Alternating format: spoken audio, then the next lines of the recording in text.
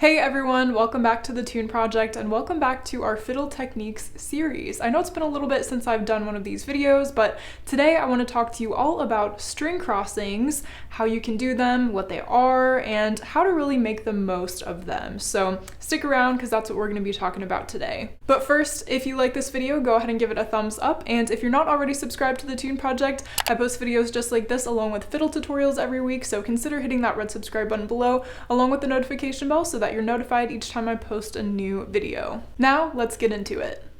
So when you hear string crossings, what comes to mind? Maybe your bow jumping all over the place, maybe struggling to keep up with faster tempos. Well, today I'm going to be giving you some ways to alleviate those issues while having nice, clean string crossings in your fiddle tunes. So the first thing I want to talk about is bow angle. We can't have effective string changes without first making sure that our bow setup is clean on the individual strings. So let's go ahead and talk about that. So let's go ahead and start by placing the bow on the A string. We'll find about the midpoint of the bow.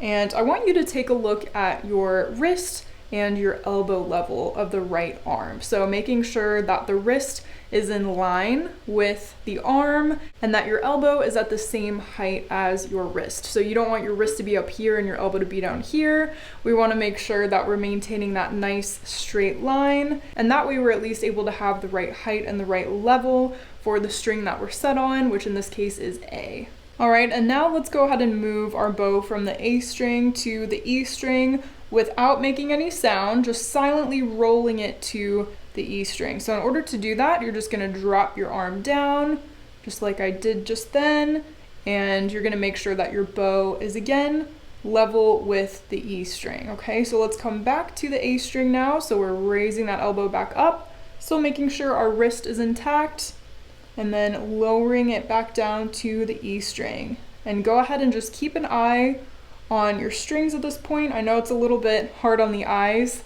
to see as we're going back and forth, but just do the best that you can, making sure that your bow is only on one string at a time. So we're just rolling the bow back and forth, nice and easy. It's not a very big motion at all. And just take your time going back and forth between the A string and the E string and noticing the way that it feels for your bow to land on each of these strings.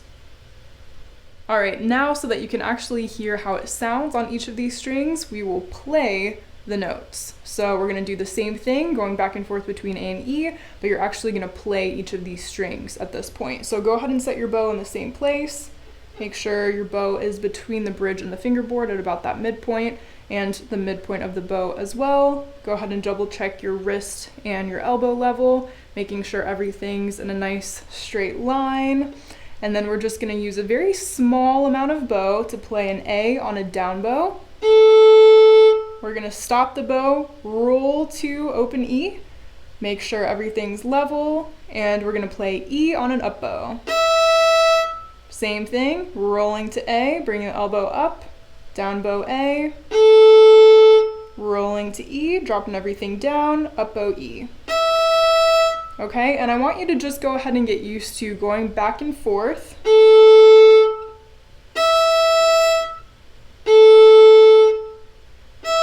And notice how I'm stopping in between each of the string changes. I'm giving myself a slight pause instead of just going directly one into the other. I'm giving myself a little bit of time to just check once I've landed on the new string to make sure everything is where it needs to be. And you can go ahead and do the same.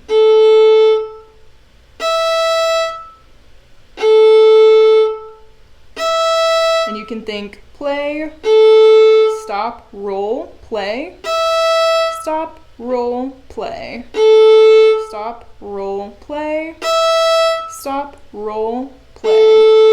Okay, so we're just making sure that our bow is set up correctly once we've landed on the new string so that we're not moving too quickly. That's probably the #1 mistake I see among students and just people in general who aren't quite happy with their string crossings, is that they're moving too quickly. They're trying to get from one string to the next because they want to get that speed, but in doing so, they're missing out on the accuracy, which is why we want to really take our time and add those pauses in between each of those string crossings. So that was an exercise to help you just in general with the precision of your string crossings.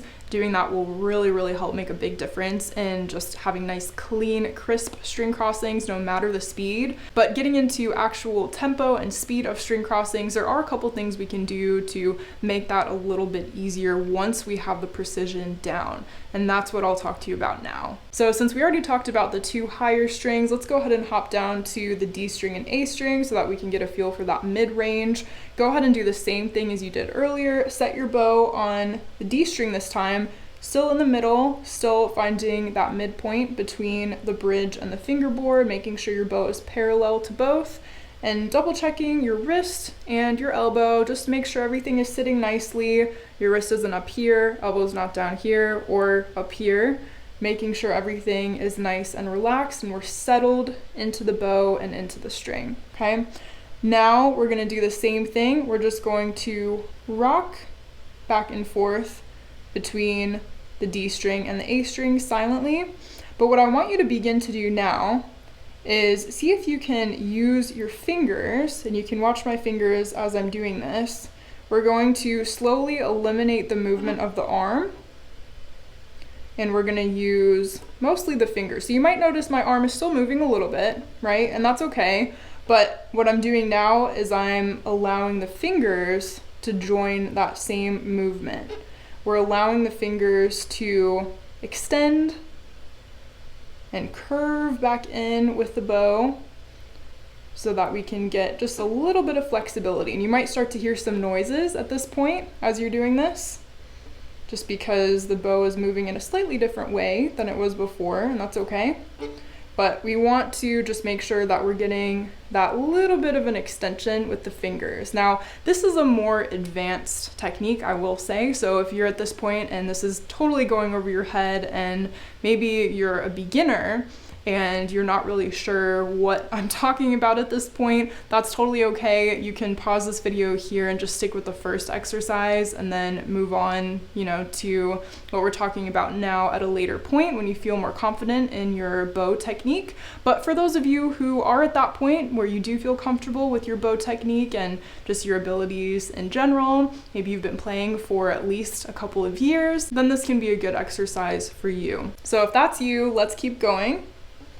And we're just gonna be extending the fingers. Again, there's gonna be a little bit of arm movement, but we're trying to create less arm movement than we had before. And this is what'll really help with our speed with the string crossings. Okay, so now we're gonna add in the playing aspect, just like we did earlier.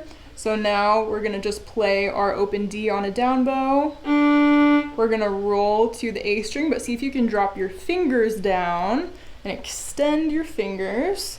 And then we're gonna move to A on an up bow. Okay, and then we're coming back down to D. And I'm just gonna show you this in succession just because it's easier to do a little bit faster. I'll show you how it's done in real time.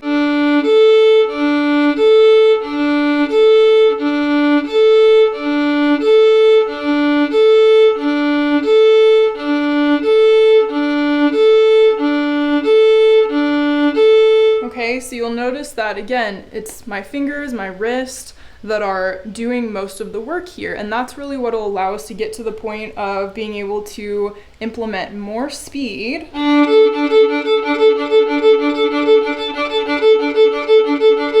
within those string crossings. We're just keeping it nice and light, nice and relaxed, and that's really the key. And I know I talk about that a lot within these techniques because being relaxed, keeping your left and your right hands relaxed is really the key to many techniques that we do, and it really does make all the difference when playing these fiddle tunes. So you want to stay nice and relaxed with the right hand as we're doing this. That's really what's going to allow you to extend your fingers in that way. So go ahead and practice that exercise at a slower tempo, and then once you're comfortable with that, you can start to increase the speed. But again, don't try to move on to that faster speed, as tempting as it is. I know it sounds fun and it looks fun, but see if you can just stick with that slightly slower speed to really make sure that you have all of those steps and the mechanics of it down first before moving on to to that faster tempo. And so hopefully that gave you a better idea of string crossings in general and how to become a little bit more comfortable with them. If you practice those 2 exercises, you will definitely see an improvement, and you can start to incorporate those techniques into the string crossings that you might come across in the fiddle tunes that you play. Thanks so much for watching, and I look forward to seeing you in the next video. Happy practicing! If you've made it this far, you must have enjoyed the video, so why not check out this one next? Also, if you'd like exclusive content from the Tune Project and a more personalized experience, head over to Patreon and join our wonderful little fiddle community. Your support helps me to continue to grow as a creator and ensures that I'm able to continue to provide free educational content here on YouTube. Thank you!